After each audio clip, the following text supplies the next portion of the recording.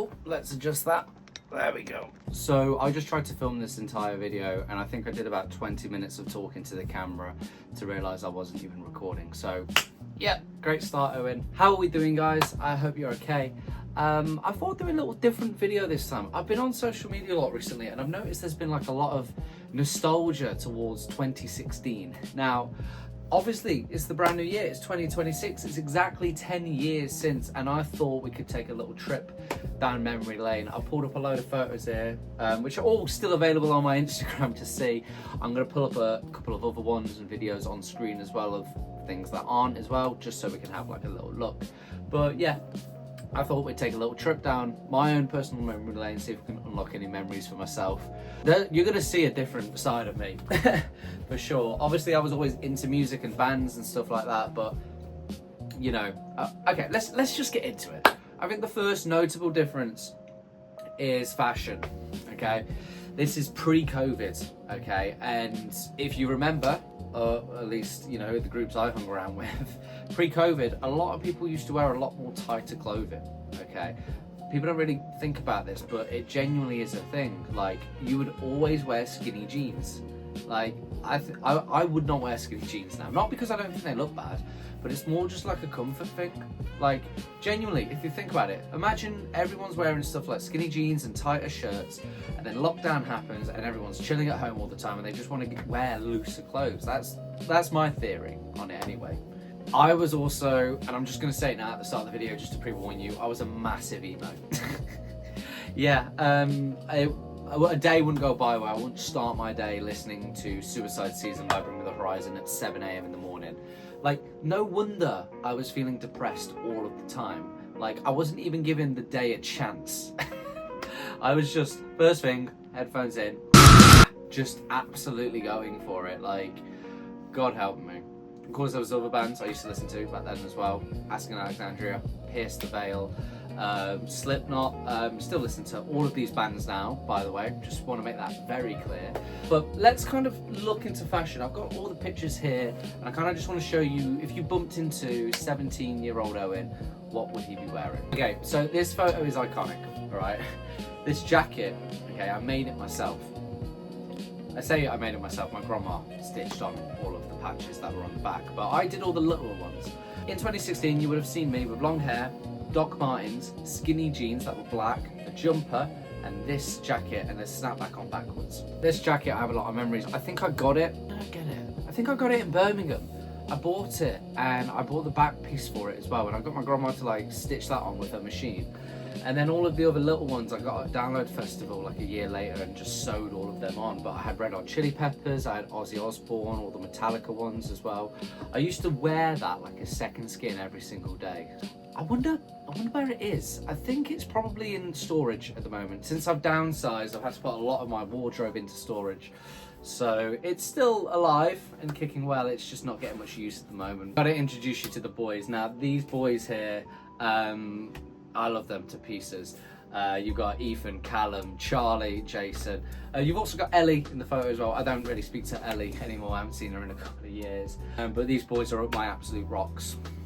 Straight up, if you're watching this, lads, I love you.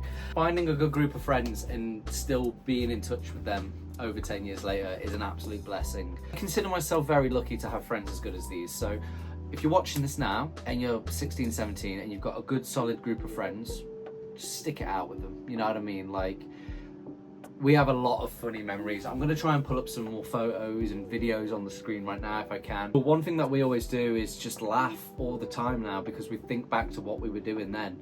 You know, people have kids now, people have really important jobs and careers, and we're all kind of off doing our own thing, but we always make an effort to like see each other every week now, which is an absolute blessing. Reading Festival, this was a big thing that happened in 2016. I absolutely loved Reading Festival. I'll pull up all of the photos of that now that I can. I'm trying to remember who were headlining. Red Hot Chili Peppers definitely headlined. I saw the 1975 for the first time. Believe it or not, as much as a fanboy as I am of them now, okay, I actually didn't like them back then. Yeah, Ethan was a much bigger fan of them. And I went to go see them and I watched them and I was like, okay, no, these are really good. I'm having a great time. And it's actually when their second album came out as well. So they literally just blew up and were absolutely massive. I saw The Neighbourhood, they were wicked. I saw a band called Dead. Now, none of you are probably going to know Dead. They were kind of like an emo punk band of the time. Now, fun fact, okay? Fun fact, the guitarist for Dead later turned out to be the singer for Wargasm. If you know your metal bands, then you've probably heard of Wargasm. I know the guitarist, he's a good lad, but I actually sat down with the guitarist for Dead at the time when they were touring separately, like a year or two later in Leicester, and I spoke to him for ages, and you know, we got on, and Sam's doing really well at the moment. I'm proper proud of him. So yeah, check out Wargasm if you haven't, they're really cool. Okay, we're gonna start delving into the emo photos now. Now, again, if you saw me back then, I wouldn't have just been wearing a battle jacket looking like, you know, an 80s thrasher, okay? I mean, I would have, but I also would have been doing poses like this. Now, oh, I'm cringing that I'm even putting this up. Here I am. Like, why did I always do that? Like, I still see it now, because obviously we've done a fair few schools now on our schools tour, and every time we do photos, people still do that, all right? But I used to do it as well. Like, on photos, I used to hide my face, like, what am I trying to achieve there? I look at it now through my, you know, grown-up eyes, and I'm like, why did I do that? But I guess maybe it was, I was trying to pose and be cool and quirky and different. I don't know, man. Okay, in the summer, this was my absolute vibe because we were going Reading Festival. You can see I'm wearing band t-shirts. I've got bandanas on my head and stuff like that. I was just vibing. That's what I wanted to do. I felt like it was cool. I was big into Guns N' Roses back then, and Axl Rose always used to wear, you know, a bandana on his forehead. So I thought, I'm gonna do that, and I did. And I felt like I rocked it. I did not rock it at all. Okay, so this photo is really important, actually. So, as you can see, I'm playing a white Jackson guitar. Now, that guitar was actually my first guitar ever. I know, what the hell. And you can see how young I look. I look like an actual baby. I think I was literally 16, turning 17. Okay, so I would have just turned 17 at that point. A lot of memories on that guitar. I was rubbish. I was so rubbish now. Who would have thought I'm now a guitar tutor?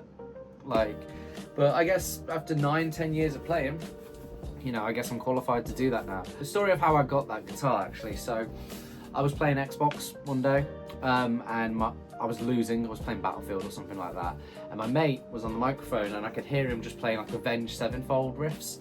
And I said, that's cool, I'd love to be able to do that. And he said, you should get into it, you know, it's really good for you, it gives you a skill. And I sat there listening to my mate talk about guitar and all the different things I can do, and I really felt inspired from it. Now, we don't talk anymore, but I gotta thank him for that, in all honesty, because you know, without him at that time, then I wouldn't be where I am now. So thank you. It's the thing, when I was 16, 17, I was not good at anything. I wasn't good at sports, I wasn't popular at school, girls wanted nothing to do with me, the popular lads like discarded me from all of their groups and stuff like that, so I was a bit of a loner. I was not popular in any sense of the word whatsoever.